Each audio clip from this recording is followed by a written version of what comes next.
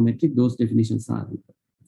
Now, perspective projection, I told you that 1-point perspective projection, 2 points, and 3-point perspective projections are there. Those perspective projections are used for creation of different views. Here I will show you some of the different views are available. Okay, now here the perspective projection we have discussed, and there are features, the visual effect normally what we are getting from the perspective projection. When the length or the depth is getting high and high, when we are having the higher depth, the size of the object is getting smaller and smaller. That is what happening. When the depth is getting high and high, the size of the object is getting smaller and smaller. That is what we called as perspectives. And this is not good for projection or the metric information. This one is not good. Normally, parallel projection is good for metric information, measurements. Measurements, those are very good, but for the perspective projection, the metric information you cannot extract.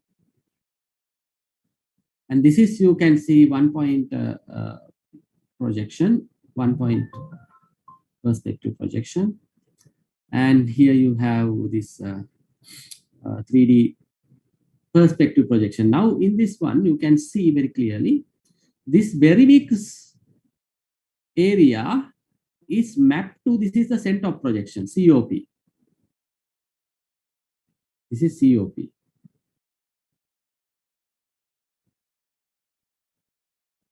Center of projection. And now this big area, big square will be projected onto the screen as a smaller screen like this. That is how you are getting some kind of a perspective projection. This is what we call as perspective projection. Right? Now, in parallel projection, so the parallel projection, you keep the dimensions and the metric information projected as it is onto the screen. Right? Metric information will be projected as it is onto the screen. That is how you get the parallel projection.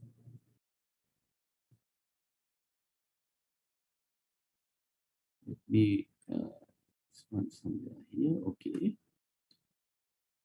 Now, here we have another 1-point perspective projection. You can see very clearly length from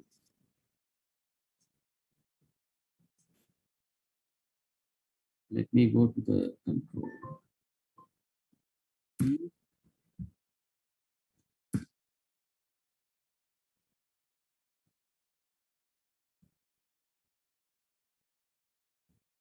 Now the distance from here to here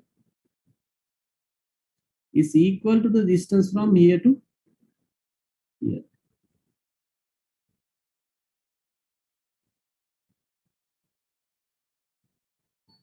Right? Both distances are equal to each other. Right?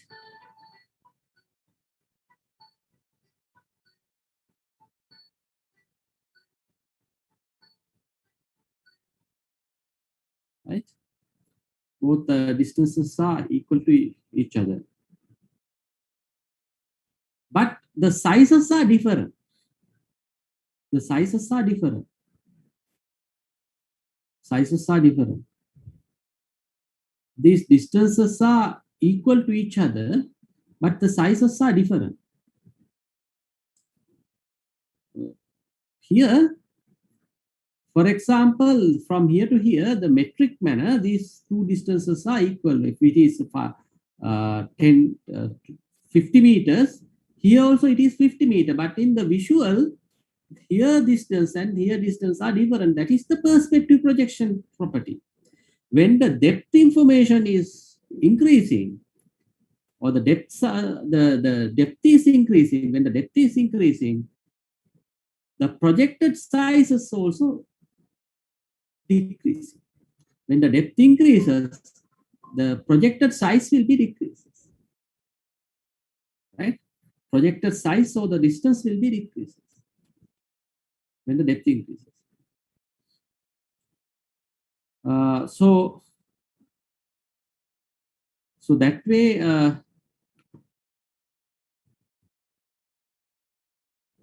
we have to understand the perspective projection. When something goes in the depth, the same size object may be getting smaller on the projected screen. Now we can see this principle on the perspective projection. Parallel projection, there is no any size differences on the screen. Ultimately, this projection, what it do is, the projection generates 2D graphic on 3D environment. That's what we say. We look at on the screen, 2D screen, not a 3D screen. We see the 3D on 2D screen. So these are the effects. These are the effects we called as perspective anomalies. Perspective anomalies. Normally, N has the realism in terms of depth cubes. That is a natural view we see. What we understand in our brain is the thing we see in the perspective projection. That's what we see as 3D. Depth information is given from this perspective projection.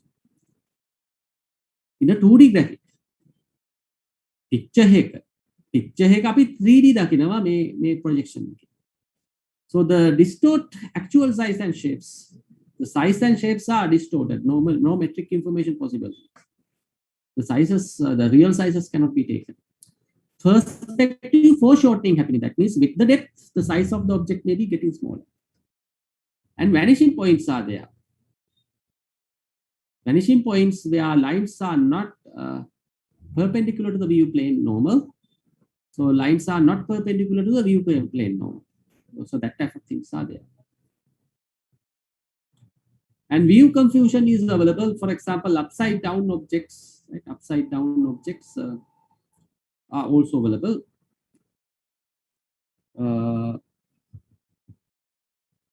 Upside down objects are also there. And topological distortion. Topological distortion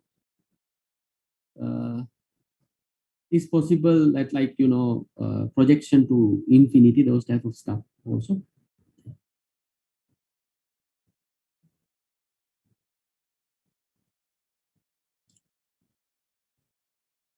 Normally, in parallel projection,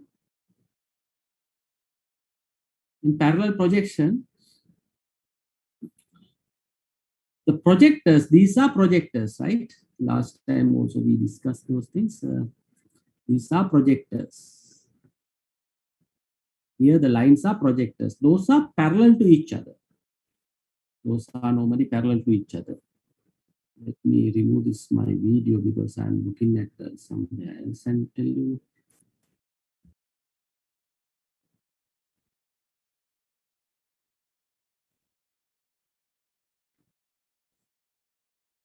So those are parallel.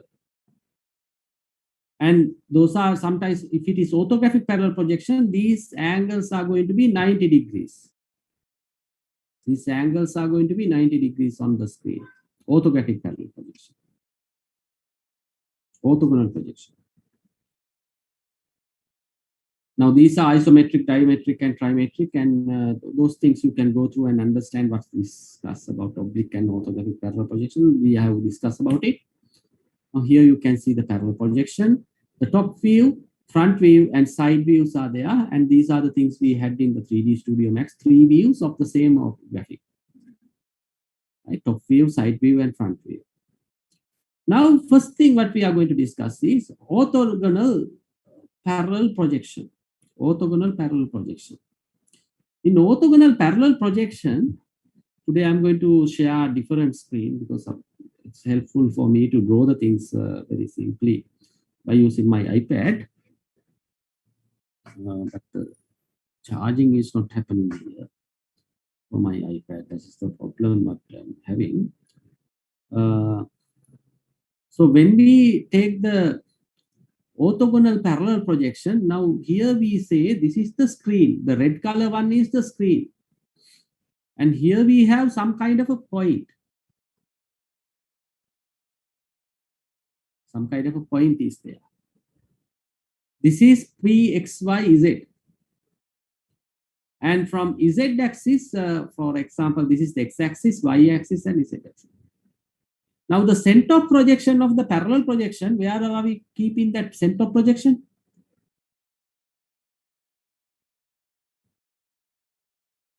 Center projection is at the infinity because the projectors are perpendicular, that parallel to each other. Now the point P, X, Y, Z are available here, and X and Z, those points are available, and Y also there. X, Y, Z points are available. Right?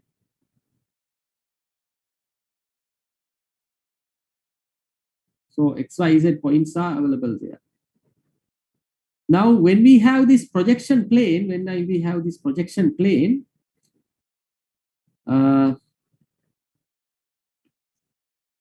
this projection plane, we have the distance of placement of that projection plane with respect to the XY plane. Now, this projection plane is parallel to XY plane. මේ XY තලයට මේක සමාන්තරයි. But that projection plane is at D distance from the XY plane or the coordinates origin. Here the alone Z axis, this one is available with D distance. Here this one. D distance. Right? Now let's see how are we going to project. Now project means here we assume that this is the projection plane or the screen. Now this is the projector. And it is perpendicular. And here this point is actually no height. Z distance from here. Z distance is from here. And X distance is from here. Now that is projected onto this particular screen, and you are projected, and you are getting the screen is something like this.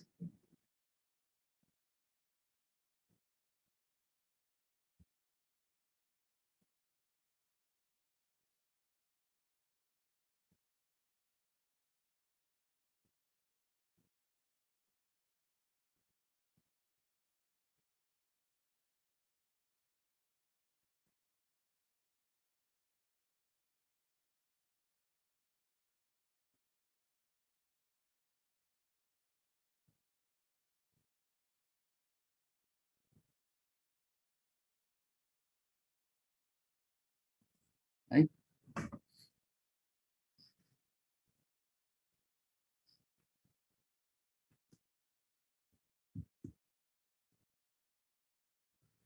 Right.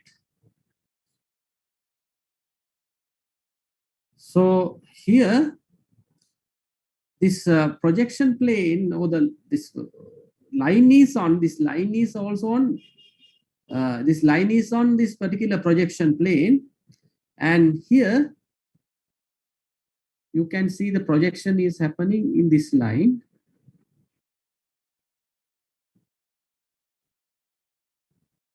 And that is projected to this particular place.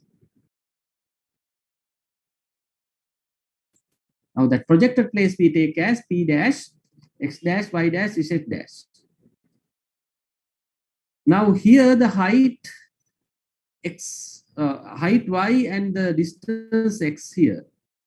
Height Y and the distance S all are equal to this Y dash and X dash, because the same thing is happening. This is a parallel line. But only the Z dash is different because Z is available. Now here it is available as something like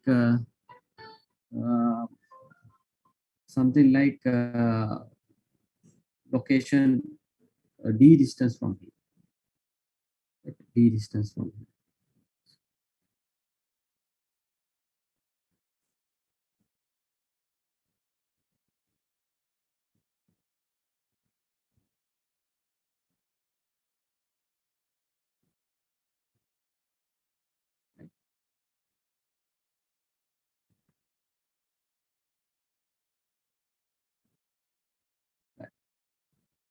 Now, here we can see the dimensions. X dash normally equal x. Y dash equal normally y the height. But the z dash is not equal to z, but it is equal to the d. Now the new point is going to be x dash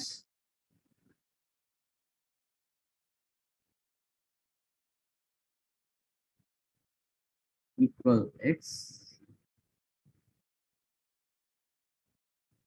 y dash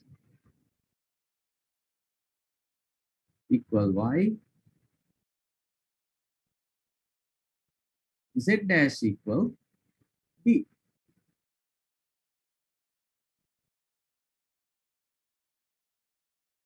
That is how you can see this. Now the after projection, x dash, y dash, z dash, you can take in terms of x, y, z. Now these are the points available. Now there is a orthogonal projection matrix we have to calculate. Now if there is a point after projection onto the screen, this is going to be the screen, right? This is the screen. In other words, this is the screen.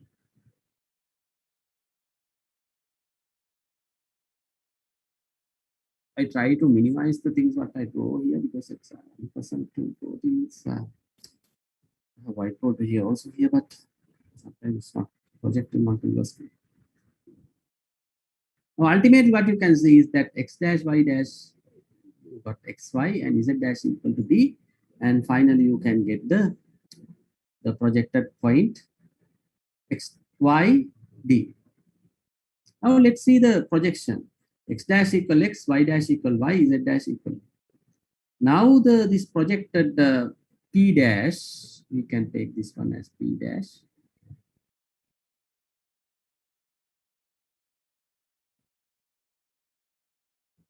This is p dash. And this is the transformation or the projection matrix. And this is the p point. This is the projection matrix. Now x into 1 equal x dash. Others are zeros. Y into 0, z into 0, all are zeros. Y dash equal x into 0, y into 1. That means y dash equal y. Z dash equal x into 0, y into 0, z into 0, 1 into d. Z dash equal d. So that is how you are getting your values like this. Now this is the orthogonal projection, parallel projection, orthogonal parallel projection calculation matrix after projection. If the screen or the projection screen is d apart, d distance apart from the coordinates origin along z axis, then if you project it along xy plane by parallel projection, orthogonal parallel projection, this is the matrix to be used. That is the way you have to understand this parallel orthogonal projection. Now, next one is a parallel oblique projection. Next one is about parallel oblique projection. Right? Parallel oblique projection. Now, in parallel oblique projection, what we can see is that projectors are having an angle, some kind of inclination or some kind of a acute angle or a big angle you are having with this projection screen, not 90 degrees. So then there is a calculation to be done separately because the projectors are parallel. So some kind of the size differences available, the metric information you can get, but that is a mapping. It's a mapped metric information. The scaled metric information you can get in the oblique projection. Now we are coming to the other projection we called as perspective projection. Perspective projection. In the perspective projection, you can see this is the center of projection. All the projectors are converged at one point called center of projection in the perspective projection. Now this is the line, and that has been projected as this particular P1 dash and P2 dash. So the sizes and these things are not going to be similar. Now let's see how this projection can be done and how to calculate the projected values on the screen. Right. We are going to take another situation. Now here you can see one line, the two lines are available, P1, P2, P3, P4, both lines are equal to each other. P1, P2, P3, P4, both lines are equal to each other. And those are projected onto the screen. Those are projected onto the screen. And those projections, right? Those projections,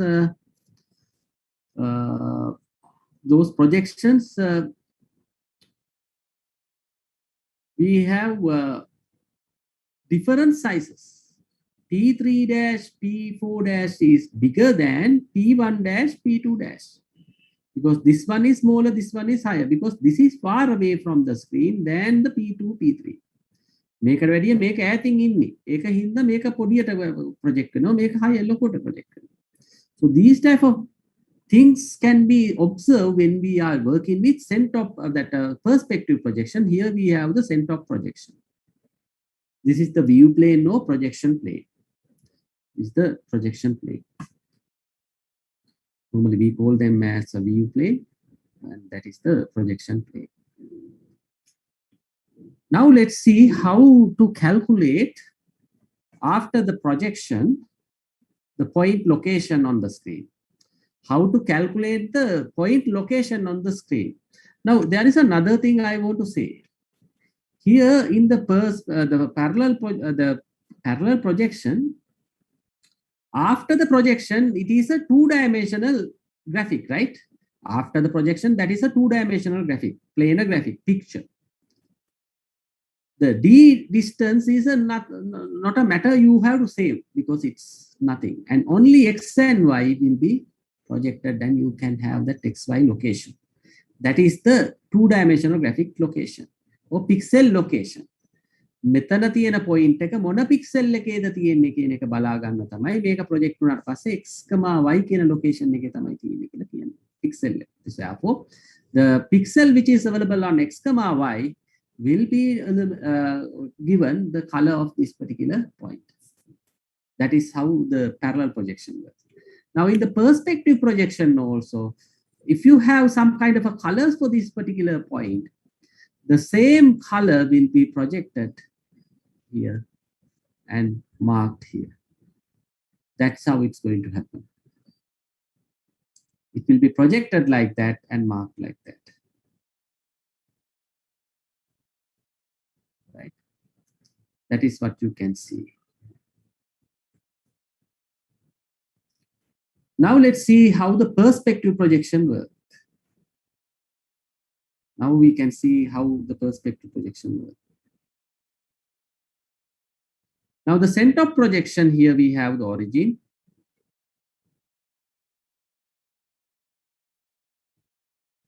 Center of projection. That is the origin.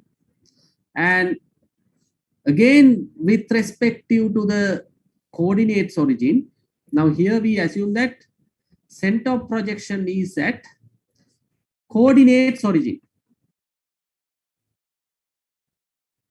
Coordinates origin means the 0, 0, 0 in the coordinate system.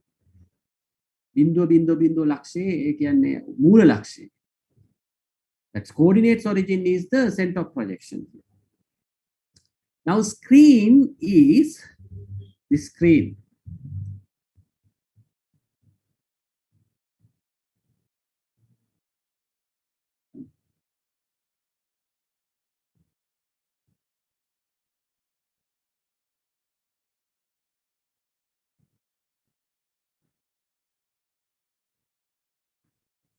The screen is d distance apart from coordinates origin alone is z axis.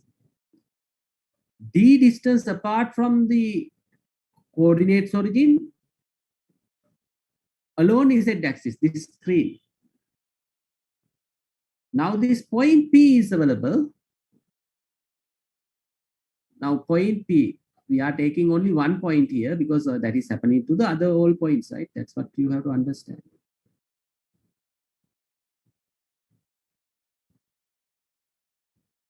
Point P will be projected onto the screen like this.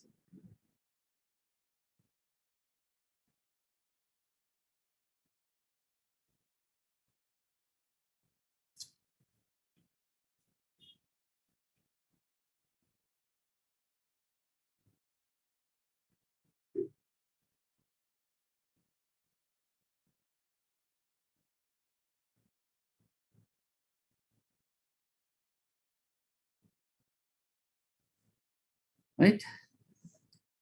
So projected onto the screen.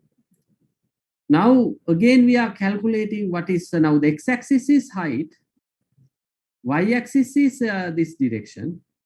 We are not going to look at the y-axis calculation. Now, only we are considering z-axis and x.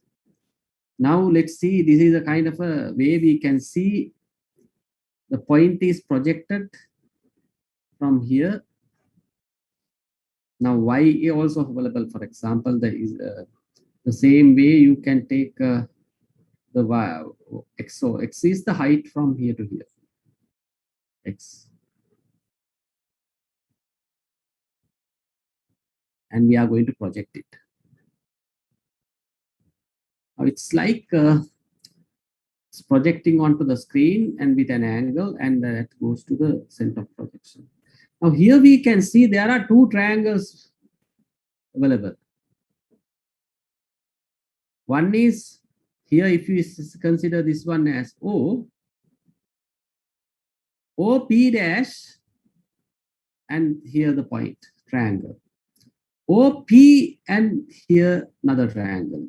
Z distance and D distance. Now these are equal angle, two triangles with equal angles. Here we have two triangles with equal angles.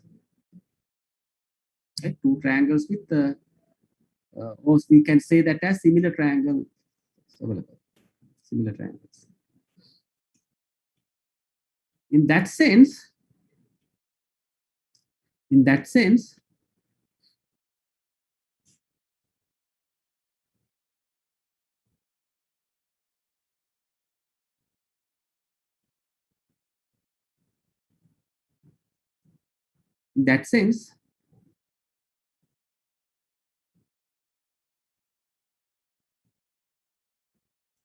we project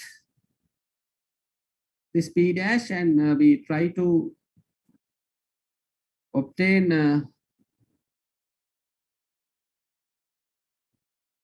the point of this particular position. Now, by looking at these two triangles, D to Z ratio, this is a theorem, right? Normally, if you have a triangle like this,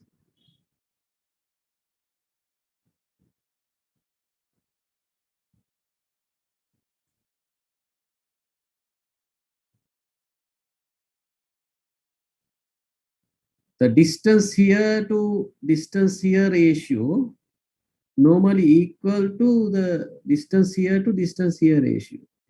Two ratios are equal to each other. මේක බෙදීම මේක සමානයි, මේ distance එක බෙදීම මේකට වෙනවා. ඔය වගේ triangles දෙකක. Therefore, we can say D divided by Z equal to X dash divided by X. Or X divided by X dash equal Z divided by D, or D divided by Z equal X dash divided by X. Therefore, we can say that X dash equal D divided by Z into X. D divided by Z into X. Then X dash we can calculate that way. Now, same way we can look at from this X. Z also there, Y is also there, and Y means this direction. this direction. If you look at it from top like this, you will see another triangle like this. Now this is the projection plane. This is the center of projection. This P, X, Y, Z, right? X, Y, Z. Z distance, Y, and X already we have seen. Y also having this Y dash, and these two similar triangles are there in the projection. We know this is the D distance. So the D divided by Z again equal Y dash divided by Y. D divided by Z equal Y dash divided by Y. Or Y divided by Y dash equals Z divided by D. Both are similar. Then you can say Y dash equal, so for a projection, Y dash equal Y into D divided by Z. Y dash equal Y into D divided by Z.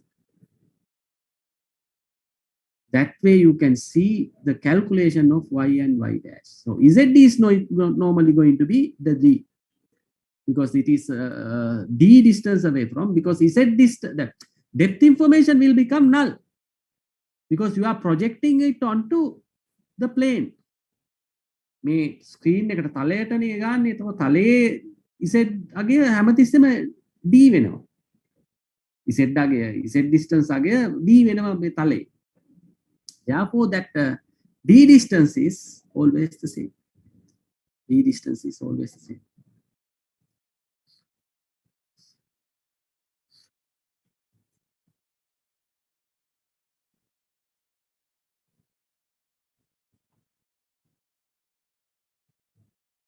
Now, the situation is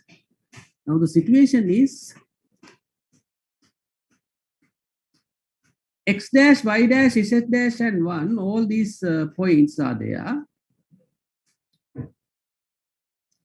We are going to project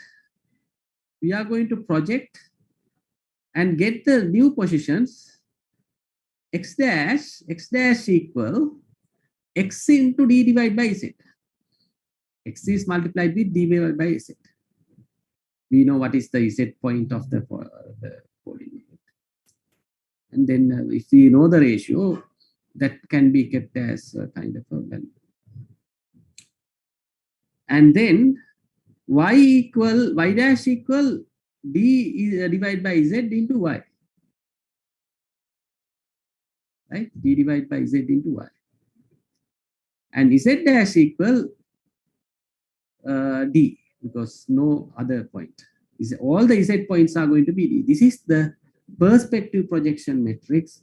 If you get the point P, any point on the 3D graphic, after projection P dash is available on the screen.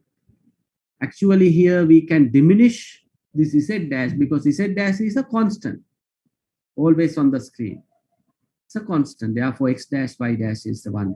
2D graphic you are getting ultimately. That 2D graphic is created by using this projection, by using this mathematical projection. That is what we have to understand, and this is the perspective projection which we can see. Okay, before going into the next part, we'll do 2 exercises. Right? We'll do 2 exercises.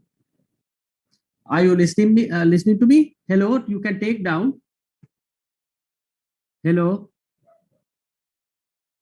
Hello. Are you listening to me? Yes, sir. Okay. Yes, sir. Take down. Right? In a graphical system, 3D graphic system, in a 3D graphic system, take down this one. In a 3D graphic system, there is a graphical object, 3D graphics object, to be projected onto the screen. There is a 3D graphic object which is to be projected onto the screen. The projection screen is 10 units projection screen is 10 units away from the coordinates origin, along z-axis. 10 units away from the coordinates origin, along z-axis. Z-axis එක දිගේ 10 units එහා තියෙනවා කියලා කියනවා.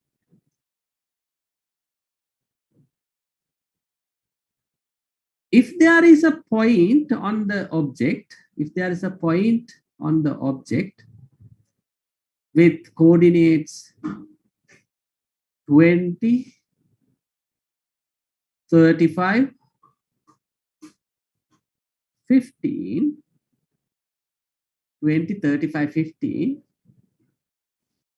calculate the projected point,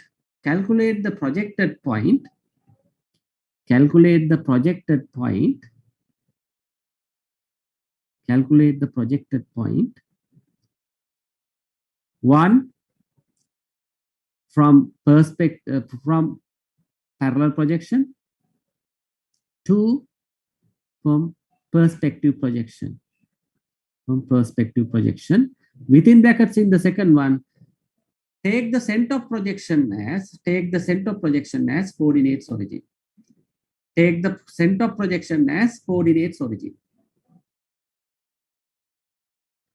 Consider the center of projection as coordinates origin.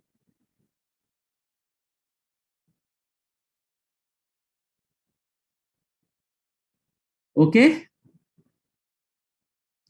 Hello? Is that clear now? Yes or no?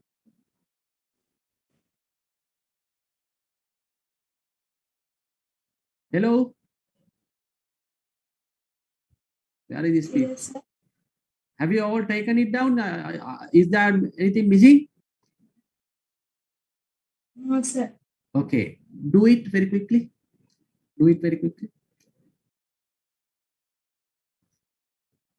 Let me take the screen. What we see is actually now the screen is 10.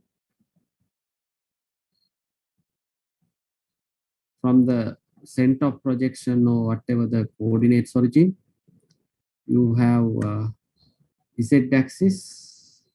Here we have 10, 20.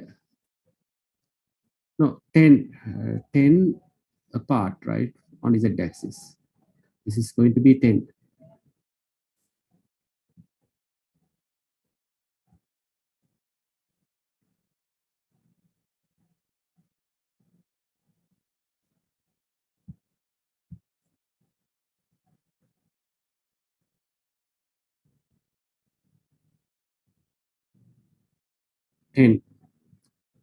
Away, right? And so the projection is going to happen with respect to that, and here the point is given as, what is the point? 20. It's very hard to draw here. Oh, there is nothing I can do now. Anyhow, I will do it on this screen. Here it is 20. The point is 20, 35, and 15. That is at least 15. Here the point is 10. This distance is 10. Right? From here to here it is 10. Now that D is 10. Now X, Y, Z are here. Now what you have to do is you have to check the X dash, Y dash, Z dash based on the parallel projection. The first one is parallel projection. The parallel projection, you can see that X dash equal the normal X, that is 20. Y dash equal the 35, no changes. Z dash equal, what is Z dash? It's going to be 10. Now in the perspective projection, second one,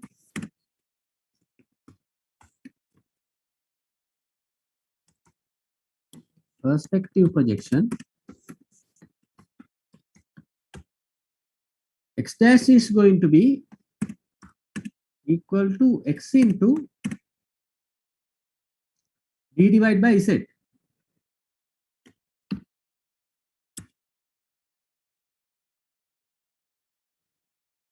D divided by z. So x is going to be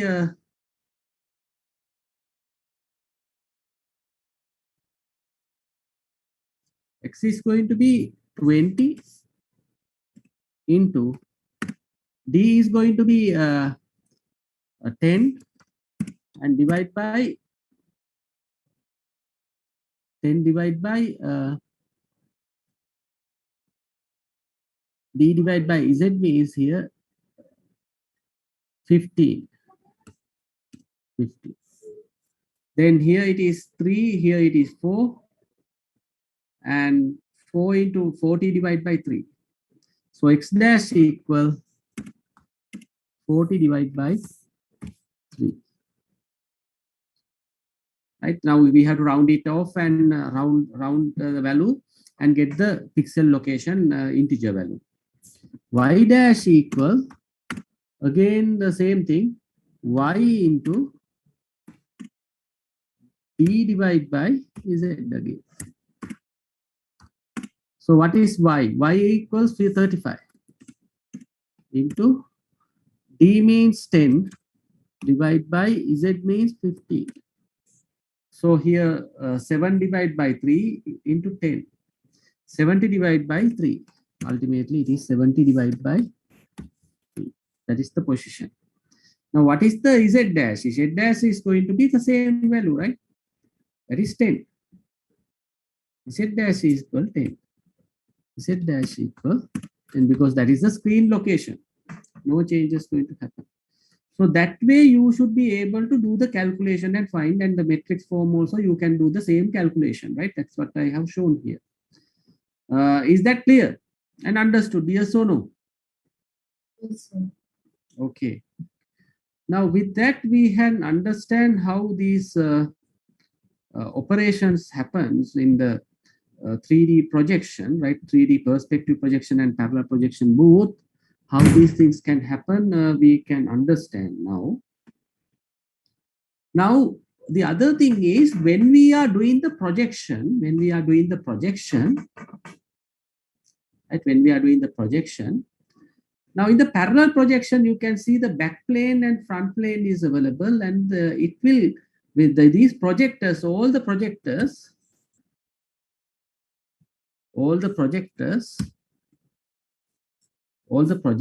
are creating a view plane. Now this is kind of a, the last boundary the projectors which are coming onto the screen. Boundary projectors which are coming onto the screen.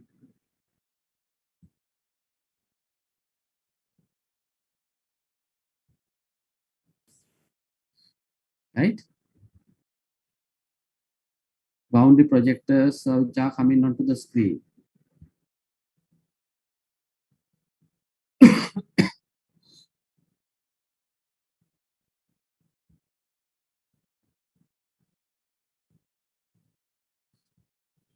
Now here, if you take the boundary projectors, right? Boundary projectors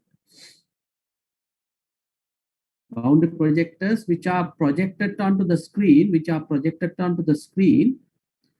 So we are getting a screen here.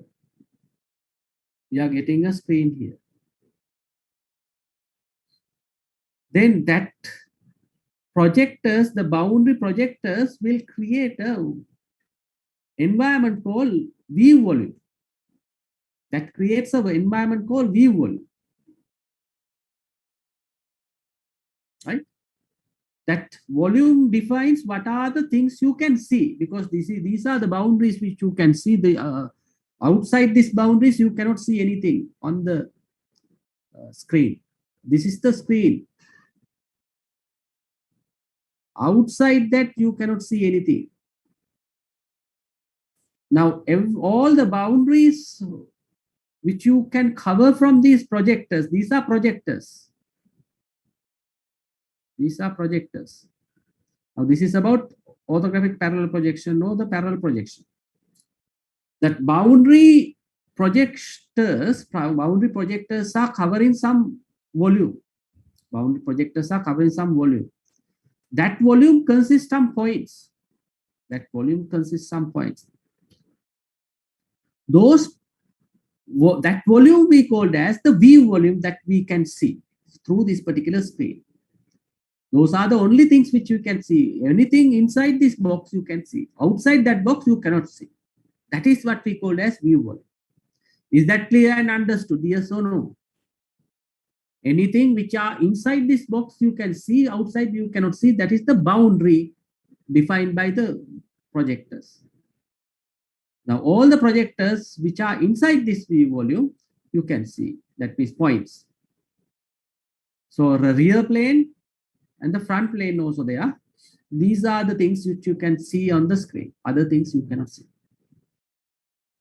So that boundary defined by the projectors, which we can see is called as view volume for that particular projection. Is that clear and understood? Yes or no? Yes. Clear? Yes. Normally in parallel projection, the view volume is a kind of a box, this type of box. But when you come to the perspective projection, view volume is a truncated pyramid. This is the view volume. You can see the projections are coming down. This is the view volume.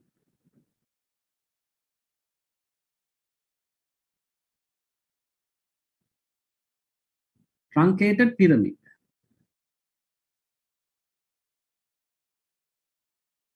That top cut down pyramid, right? That is a truncated pyramid. That is how you can see.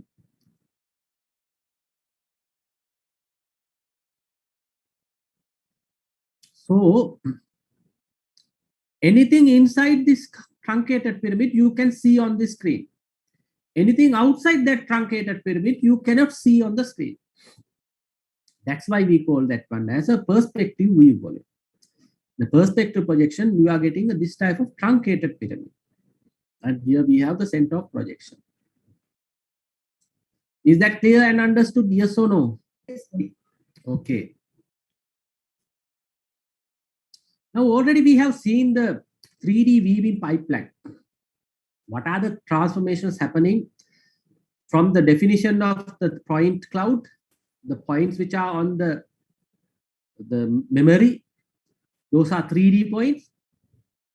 And when we look at it on the screen, we are getting the 2D pictures. We are getting 2D pictures on the screen. Now from that 3D points on the memory to the 2D pictures on the screen of 3D environment, all the places where are many transformations happening, we call that one as 3D weaving pipeline. We have seen this earlier. Any object in the 3D environment, we have 3D world coordinates, and we transform that world coordinates into view volume. That view volume is the just moment ago what we have seen. This is the view volume of perspective projection. This is the view volume of this box is the view volume of parallel projection. We define the view volume. Why we are defining view volume? We have to identify what are the points which are possible to project it onto the screen. මොනවද මේක environment එකේ තියෙන්න පුළුවන් විවිධාකාර දේවල්. So there are some items which are not projected onto the screen. There are things which are projected onto the screen. We have to identify what are the things we have to project, what are the things which you not project. We have to clip them out. That is a simple clipping. And clip against the view volume and remove the unnecessary objects outside the view volume. The things which are outside the view volume, we are clipping and removing. And inside points will be projected onto the view plane. So we are using parallel projection or perspective projection based on the clips what we have done, clipping what we have done. And the projects, the map what we are getting on the screen, we map them onto the viewport. We normally map them onto the viewport. So the viewport will get that thing, right? Viewport will get that thing. And finally, the map viewport transform into the physical device, physical display device. That map, what we are getting will be mapped onto the viewport physical coordinate system display, right? Transform into physical display device or the display screen, some kind of area. That is what we called as physical device coordinates. That is what we called as physical device coordinate. So the same thing is available here. I'm not going to discuss again the same thing. So the things what I have discussed are available here. Right. Now we have learned how the 3D points which are inside the memory or world coordinates come to the screen as 3D graphics. Ultimately, we see as 2D graphic, but when we change the orientation, you can see the changes happening. So these calculations are happening very quickly for each and every point. Projection calculations, transformation calculation, everything happens, and calculation, many calculations are happening inside the processor.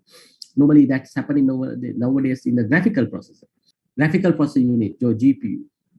And those points are coming onto the screen. We are going to move to another section called Polygon Surfaces. Very important. This topic is very important because just after this one, we are going to the practicals. Right? We are going to the practicals just after this one. Now, let's see what is polygon surface. Polygon surface is, now I think all of you know what is polygon. What is the smallest polygon you can suggest? What is the smallest polygon? What is a polygon? How do you call it in Sinhala? How do you call the smallest polygon? Triangle. Triangle. Normally Sinhala we call as Bahuashtra, right? Bahuashtra. Triangle is the smallest polygon. You have 3 sides. Now, normally the planar polygon, there is a polygon called planar polygon. That polygon is on a plane. So therefore, we can have different type of polygons, triangles, and rectangles, and different type of polygons you can have. And maybe pentagon. This is what we call as pentagon. 5 sides are available. Pentagon. Square, triangle, pentagon, hexagonal, hexagon.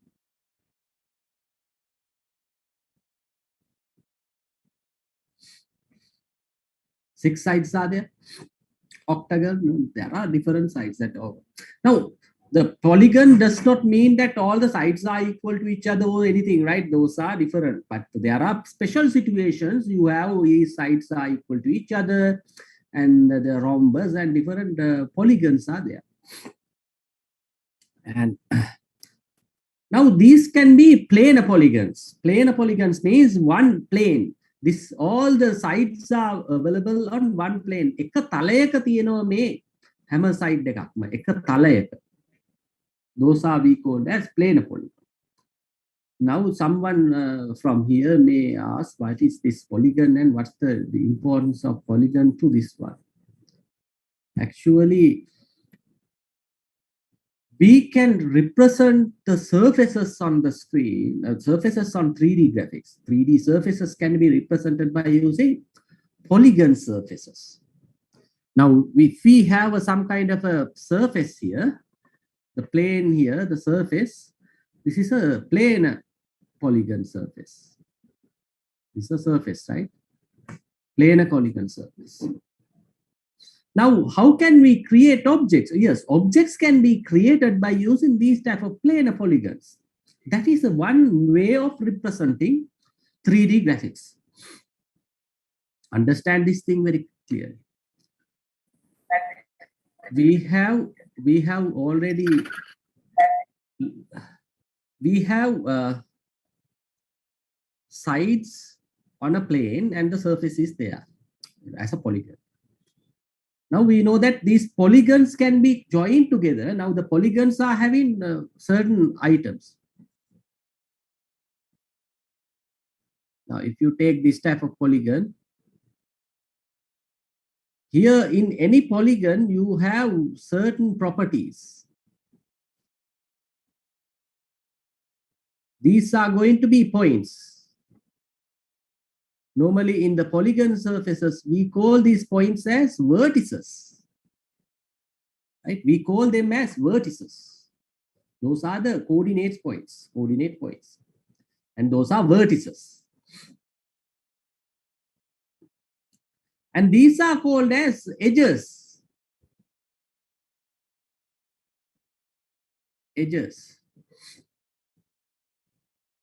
We can combine these polygons one to one, and if you have common vertices, common edges, and you can combine and create 3D objects.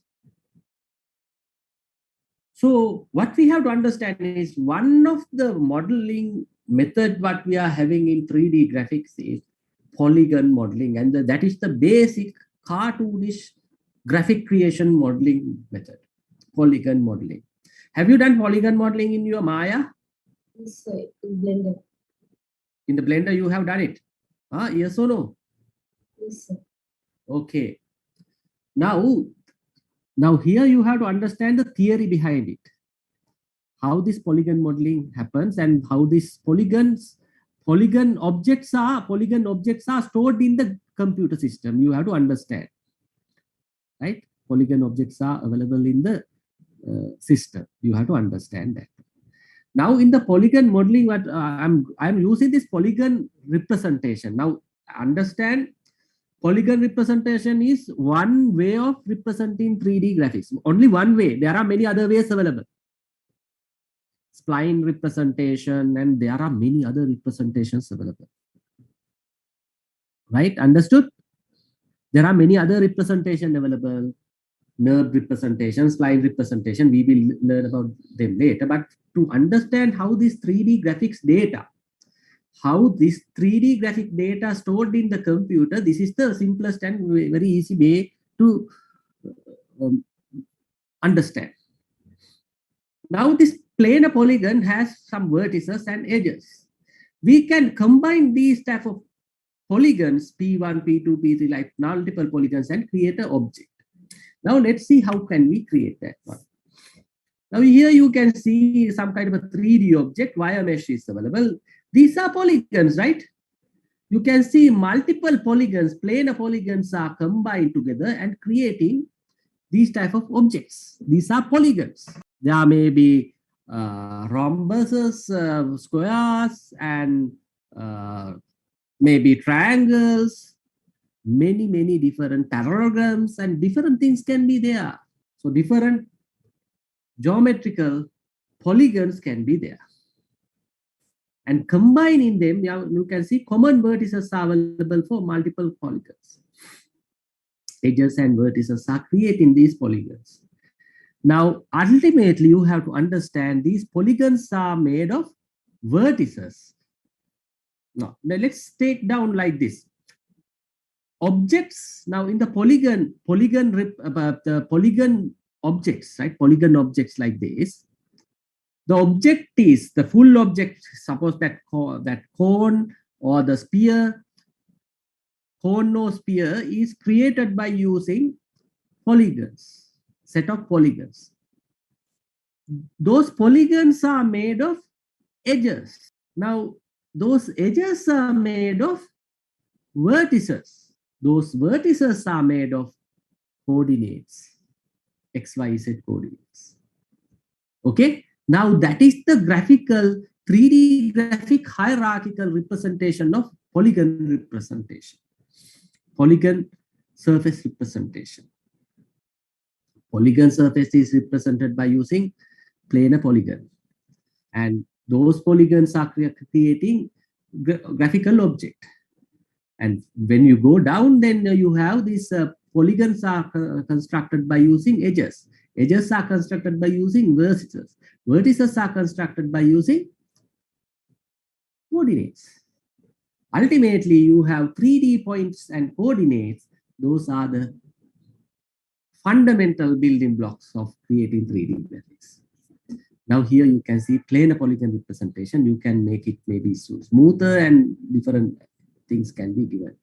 Here the 3D object is created by using polygon surfaces. It's the simplest way which you can represent. Now let's see how the polygon table is constructed. How this polygon table is constructed. Now we are going to look at step by step.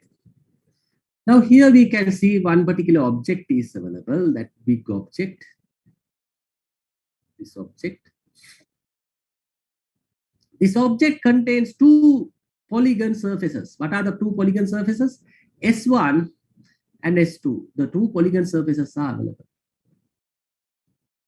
S1 and S2 polygon surfaces are available. Now if you go to S1, S1 is constructed by using E1, E2 and E3. S2 is constructed by using E3, E4, E5 and E6.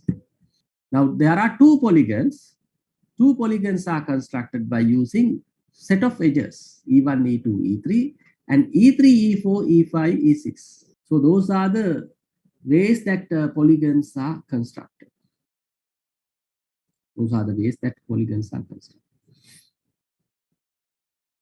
And now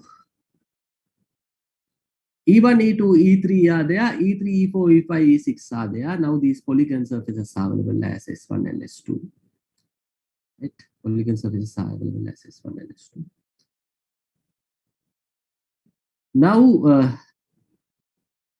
when you come to the E1, E1 is constructed by using vertices V1 and V2. Vertices. E2 is constructed by using V2 and V3. E3 is constructed by using V3 and V1. So each and every edge got two or more, minimum of two or more vertices. Each and every edge. Therefore, the polygon data and also object data. In a polygon modeling, object data is represented and stored in the computer system by using three simple tables. Now, object is defined by using surfaces. S1 and S2 surfaces are there. Object is represented by using two surfaces, S1 and S2. All the surfaces represent in the object represented. Now, surface 1, S1 is represented by using edges E1, E2, E3. Surface S2 is represented by using E3, E4, E5, E6. Now, the both surfaces S1 and S2, those two surfaces are represented by using edges E1, E2, E3, E3, E4, E5, E6. Now, these are the edges. Now, this table we call as surface table. Now, the surface table, surface 1 is described by using edges.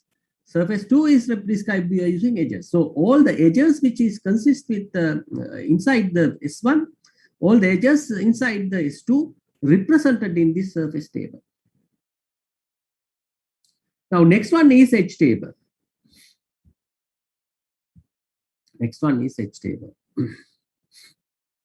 In the edge table, edge E1 is represented by using V1, V2.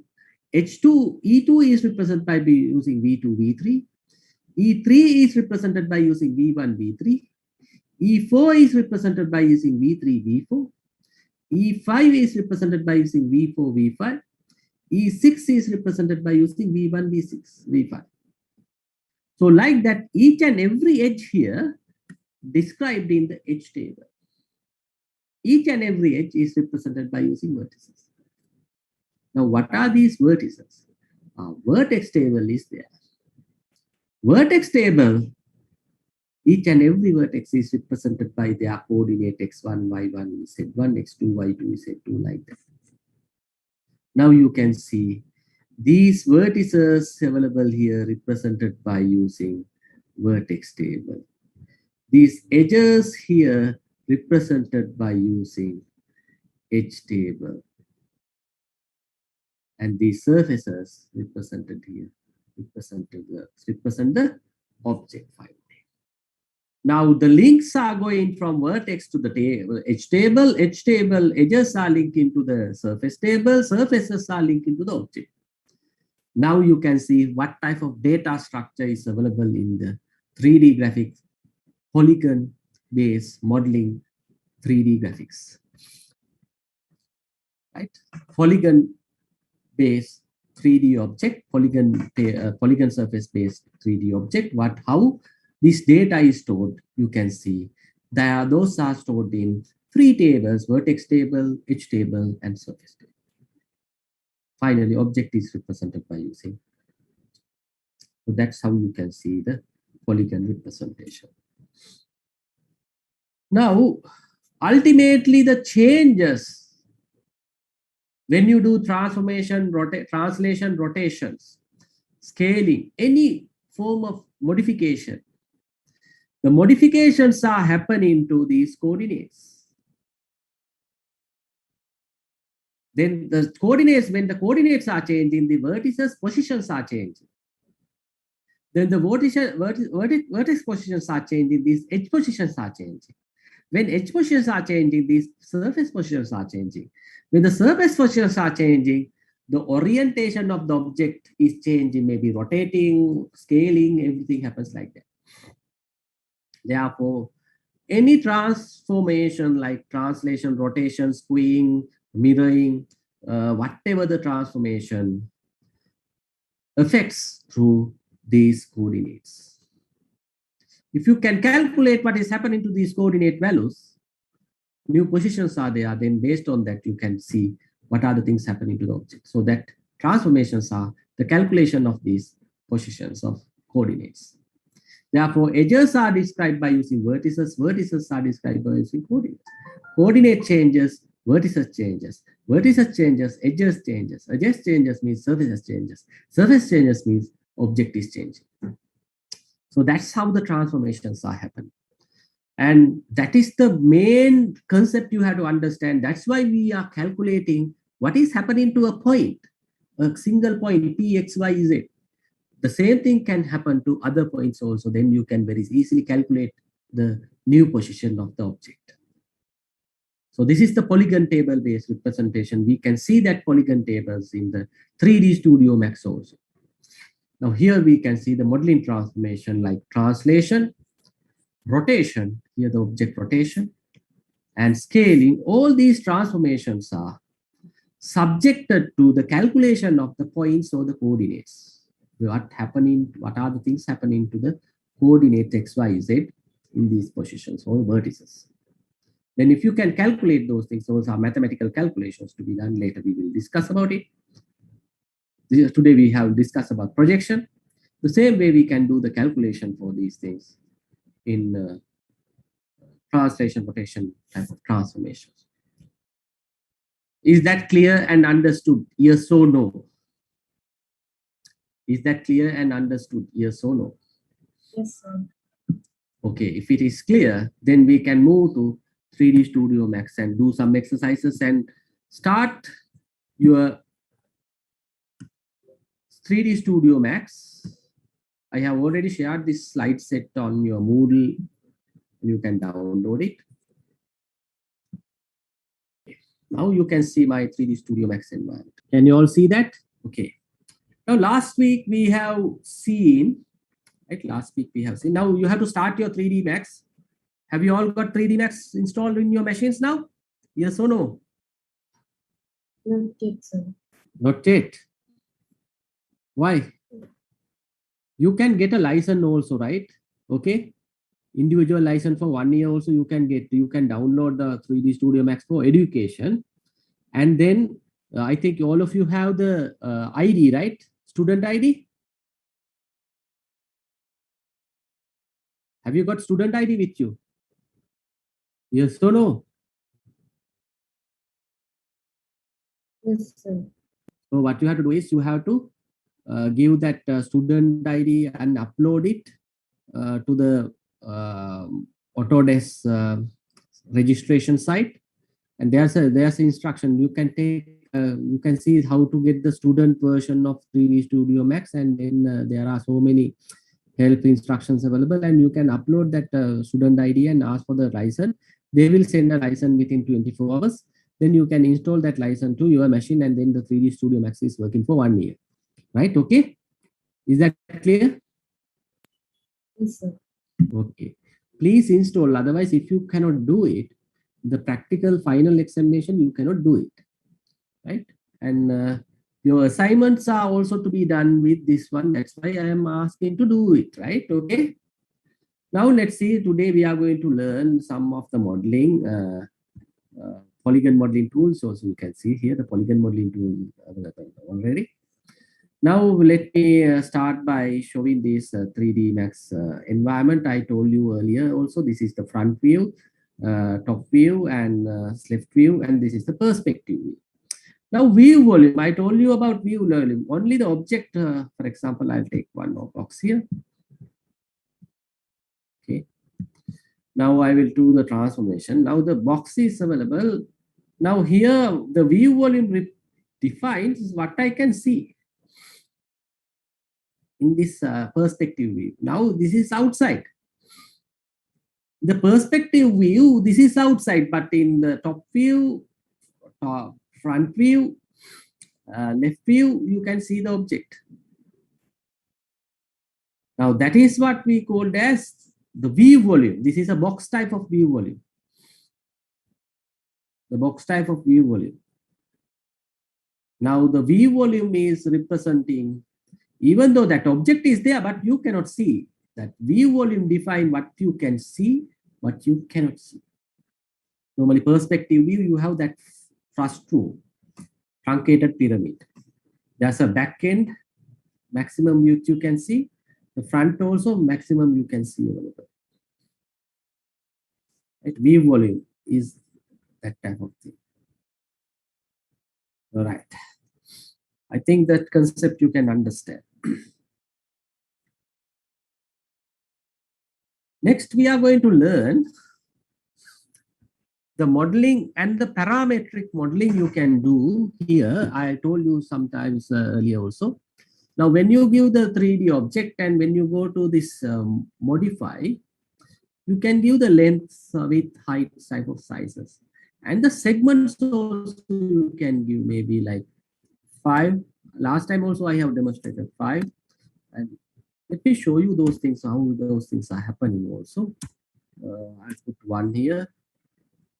1 here. Those are parametric modeling I'm going to do. And here I will give you the dot default shading. I'm giving the edge faces. Edge faces, nothing, right? Only 1, 1, 1. Now what I'm going to do is length I'm going to increase 1 by 1. 1, another 1, another 1, another 1. Width segments also I'm increasing 1, another 1, another 1, another 1. Height segments.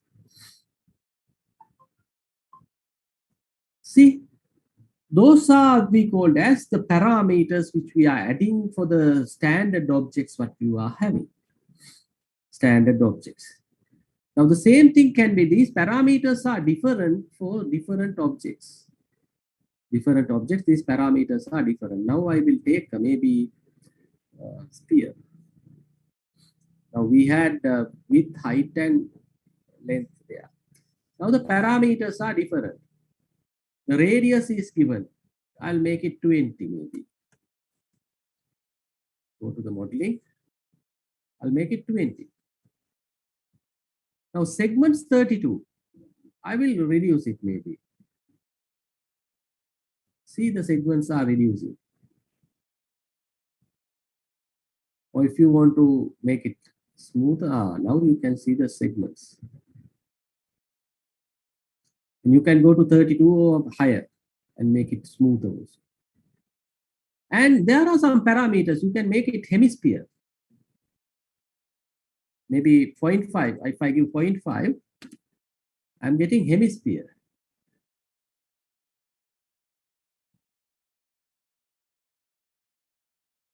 Hemisphere. And also I can give slice it on. Maybe here slice from maybe angle, maybe 272, 360.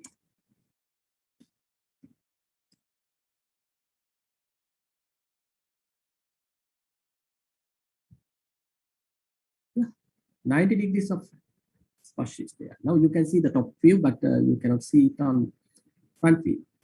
Let's see the rotation, rotate it and see.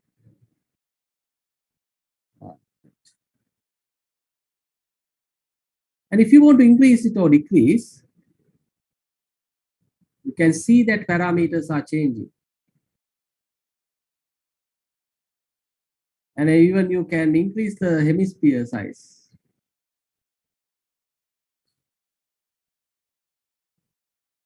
So these type of parametric modeling can be done based on the objects what you are having, and you can change them. Different parameters are available for different objects.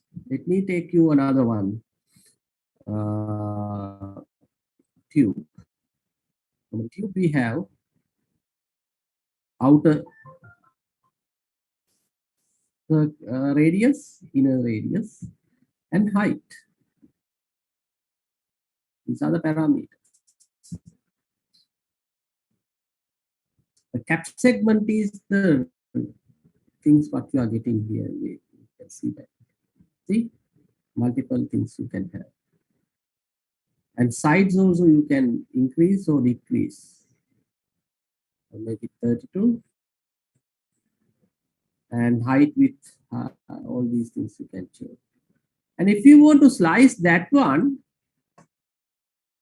slice on, for example, here 30 degrees to 60 degrees, maybe 60, maybe 120 degrees. See, you can slice it and see.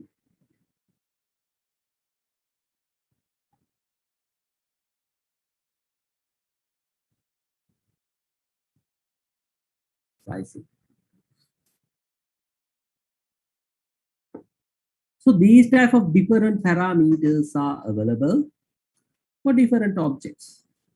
Just look at those parameters one by one, take one by one of those parameters and check what type of parametric modeling you can do. And I have described it in my handout also, what type of parametric modeling can be done. And based on the objects what you are having here, not only that, you can have standard primitives here and also extended primitives you can take, extended primitives. For example, you can have prism type of thing, oil tank type of thing, Hedra type of thing. Hedra type of thing. Now the cube octal, and see different parameters you can have. Family parameters also there. So those are some of the things. And also you can have compound objects, morphological and scattering type of. These are operations. These are operations on these objects what you can do. Later we will look at this one, compound objects. But extended primitives you have to look at. And there are some other available objects like doors, nerve surfaces, stairs. So different stairs you can have, U-type stairs. So parameters are available there.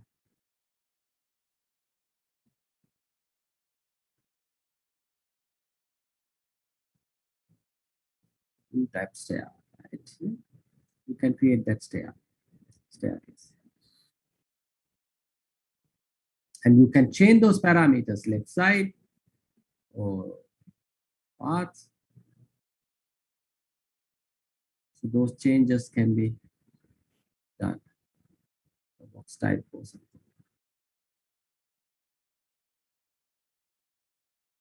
So here you can select that object. You can go to the parameters. You can see the left and so different.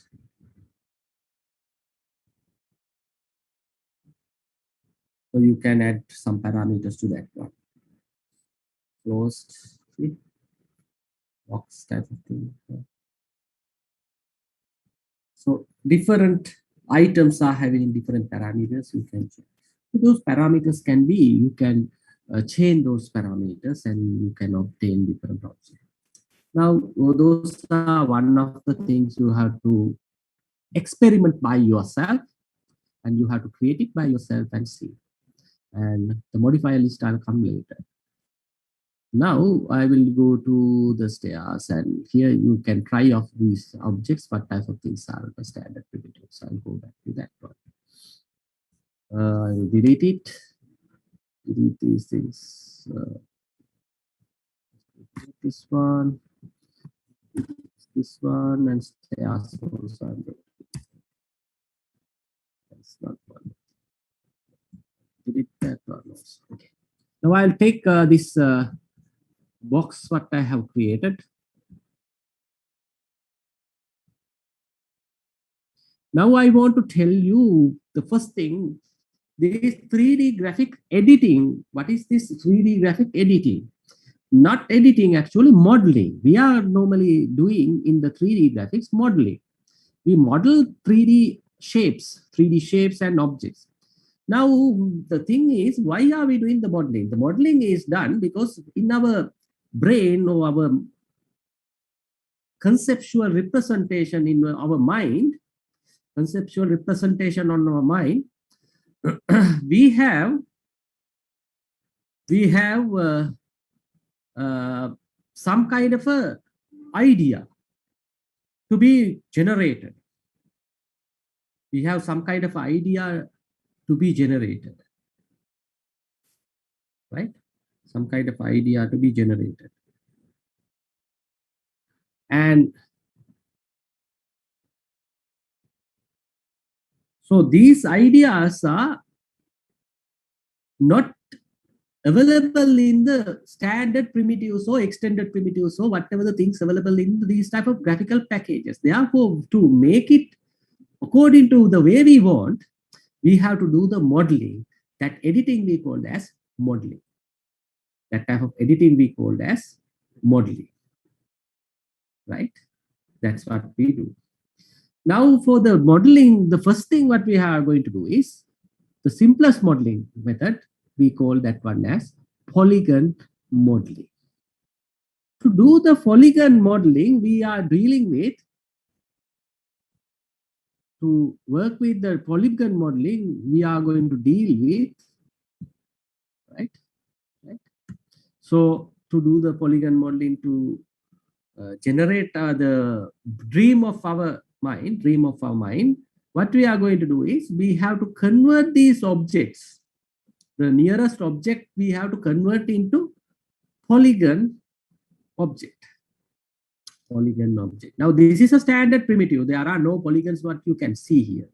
No polygons, right? It's a box. Only a box. Nothing else. Right? When you go to the modifier, the modify, nothing, right? Only box is there. So I'm in the standard primitives again.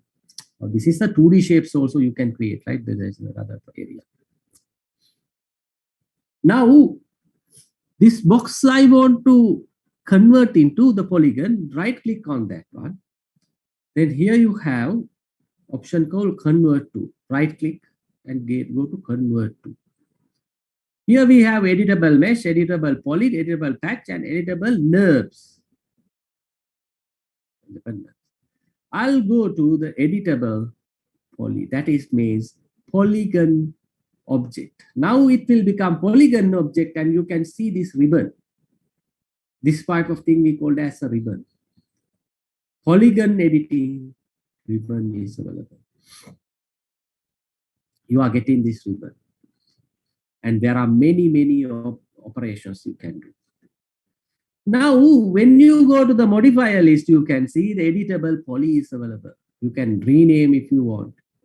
You can rename it if you want. Right? You can rename, or maybe you can give a new name for that particular object. And now when you drop down this particular editable poly, now you can see vertices. Now vertices are in blue color. Let me, because this object also blue, you cannot change the color. Let me give another color for this one. Now the object is in this color. All right. And now I am going to for the editable poly and vertices. Now you can see vertices. Can you remember we discussed it today in the polygon tables? Vertex table, the vertices are there. If you go to one vertex, now if I'm going to select one vertex from this particular selection, select object, vertex. That vertex is coming with the coordinates. Vertex has coordinates. I have selected it.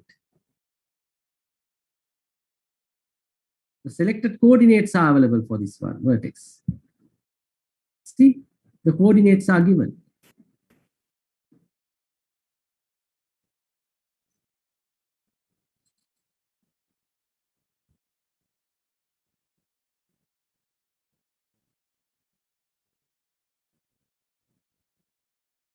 Okay.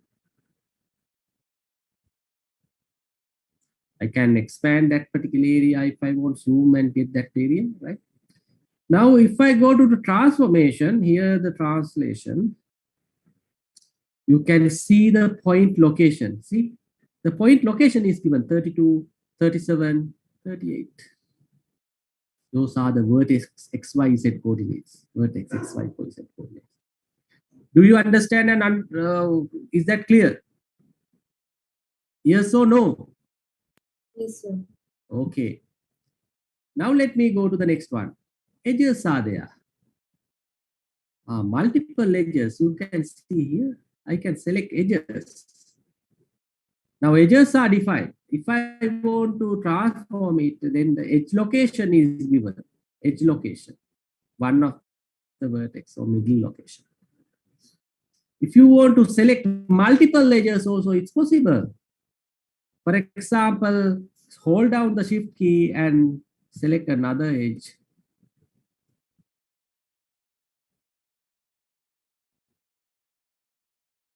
And you can select another edge. You can see multiple edges are selected. If I want to select a rounded, the full edges, for example, edge selection, select one edge, hold down the shift key, select the next edge.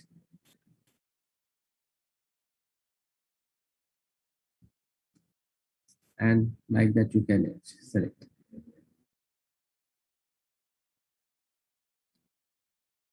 Now, there are operations where you want to select these edges in a circular manner. Control.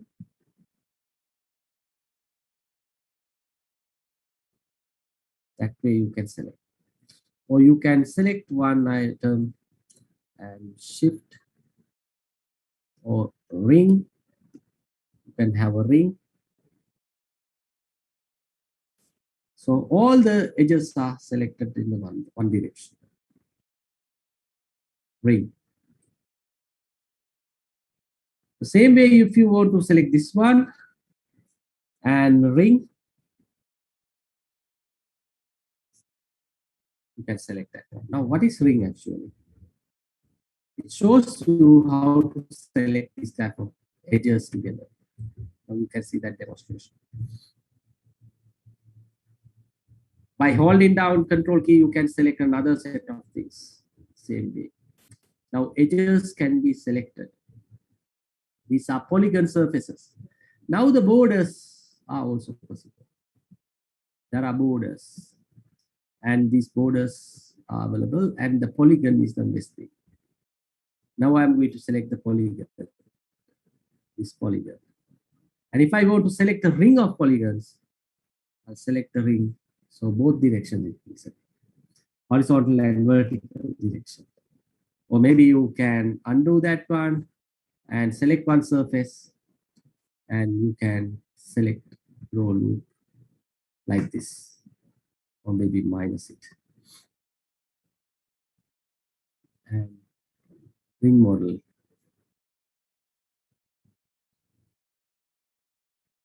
Shift. Oh, sorry.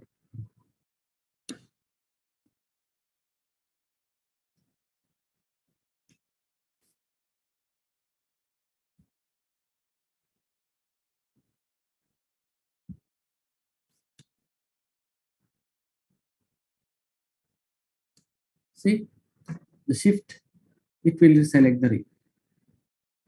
With the shift key, by holding the shift key, you can do that. Now, like that, you can create and select these type of surfaces. And the element name is the full element, that is the full object. Now, the object is consist with polygons. Polygons are consist with the edges. Edges are consist with vertices. The full object then you construct. Now, let me show you what are the things available within these surfaces. What type of things you can do with these surfaces. Suppose that you have selected this surface. Now, assume that you want to do some modification for this edge. You can do maybe after selecting that edge, you can do the extrude operation. Now here, you select the extrude operation and come here, and you can take something like that. See, that will take the extraction of that particular object out. Now, if you remove that one, now it's the object like this. Let me show you in a bigger screen.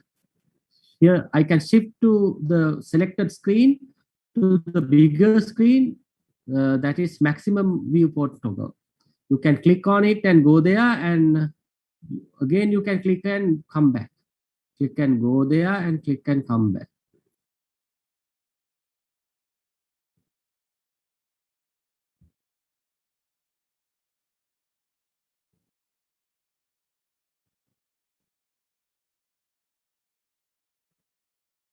And you can move this one like this.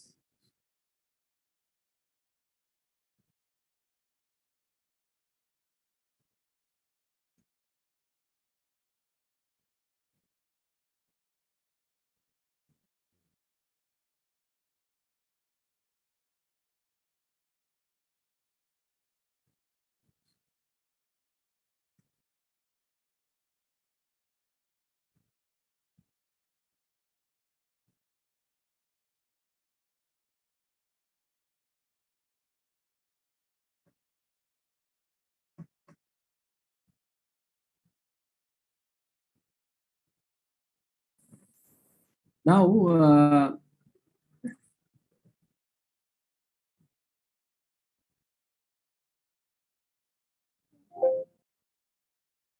the other thing is, now, if you want to do some kind of a modification for the edges, assume this edge is available.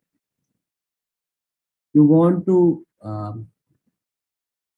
maybe select that edge and maybe here loop, or insert new edge, or divide that edge into multiple. Those type of stuff also is possible. Now here, what I'm going to do is I'm going to take it out a little bit by translation.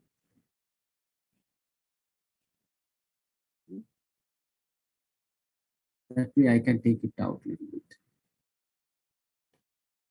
And suppose that I want to divide these two together or link those two together.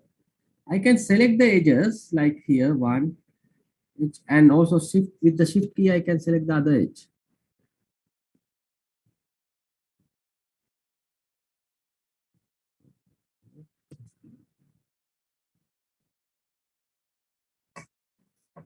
One edge is selected and sorry, with the control key I can select the other edge. Now I want to divide this particular surface into two. Divide that surface into two. So here I have selected the edge, and then what I can do is I can connect them. Right? I can connect them.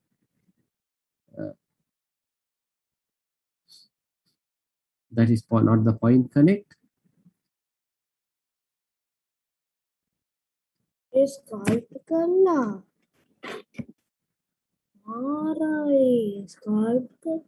Connect them. Now you can see when you connect it, it is becoming two surfaces. It is becoming two surfaces. Now if I go to the polygon, here I have two surfaces. This is one surface, this is another surface. Earlier it is one surface. So these type of modifications are possible. Now once I do this one, for example, suppose that I want to take this surface out, then I can extrude that surface. Very easily I can extrude that surface and take it out. So now I am in the polygon modeling mode. Select the surface, the polygon. And then what I'm going to do is I'm going to extrude that. Here the extrude, I'm getting this modifier list, bevel, emboss, that bevel and bridge. Those type of different operations are available. I will show you these things one by one later. Suppose that I want to do the extrusion. I'll do the extrusion like this.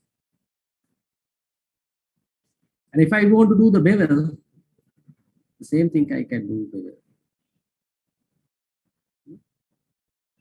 Small manner or bigger manner. So this is something like, you know, the water pouring basket type of thing. So like that, you can create your own models, right? You can create your own models. For example, here, if you want to subdivide these things again, edges, you can select this edge and you can select this edge also. And then what you can do is you can connect them together. Connect them together. Okay. Now here you can select this edge, control, other edge also you can select and connect.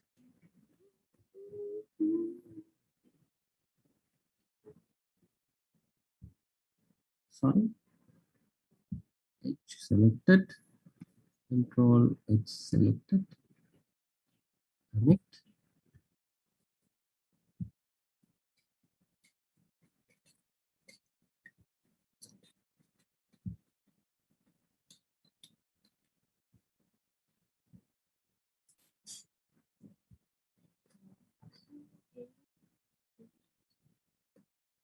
So the connection lost. Okay, there is another one here. That's why its connection is not happening. Control.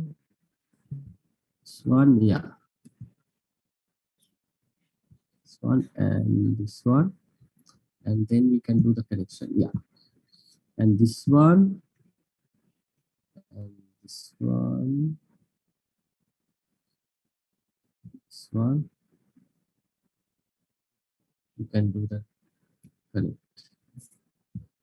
Now you can see multiple connections available within this one. I think I have not selected the edge properly. That's why this one is happening. The edges are not selected properly.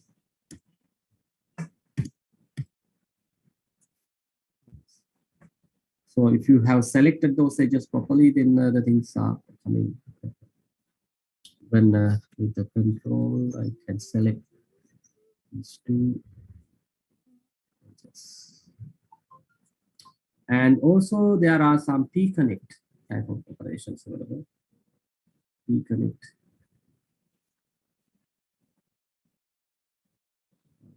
P-connect is giving you how to connect multiple points like here.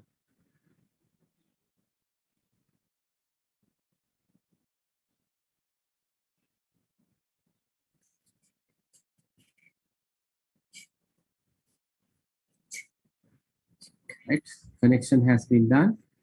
Now all the things are connected. Then what you can do is you can select those edges or the surfaces. Polygons you can select here. P-connect you have to remove. Polygon. With the control, you can select all the polygons together.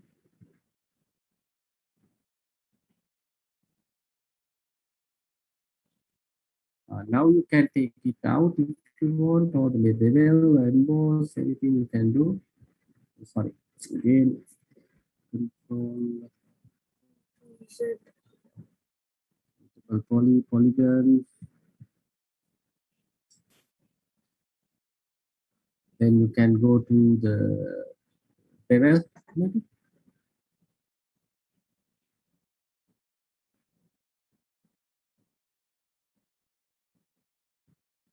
Something like that, or maybe you can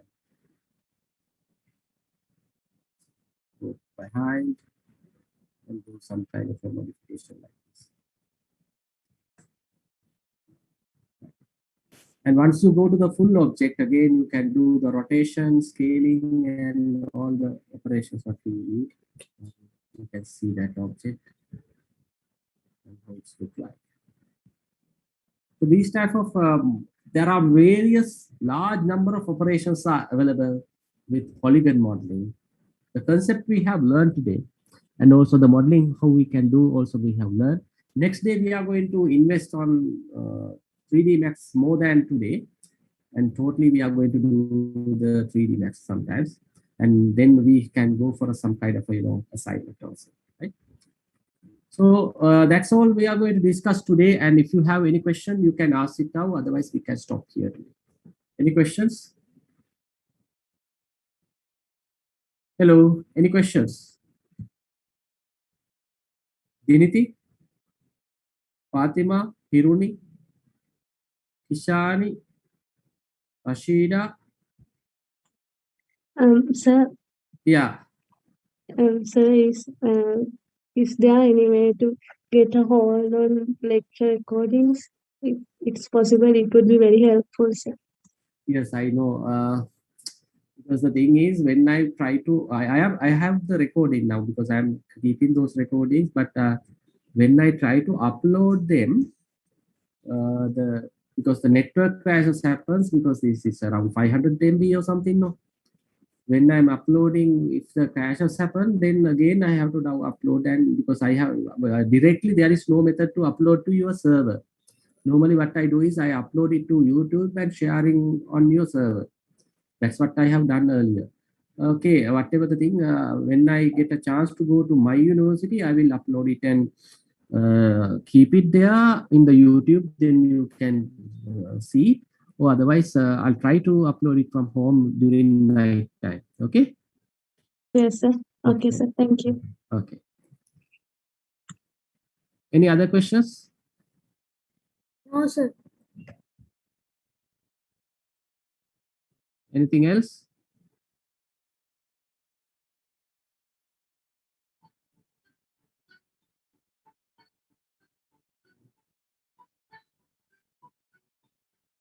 So then I'll stop here and let's meet again next time, right? Okay.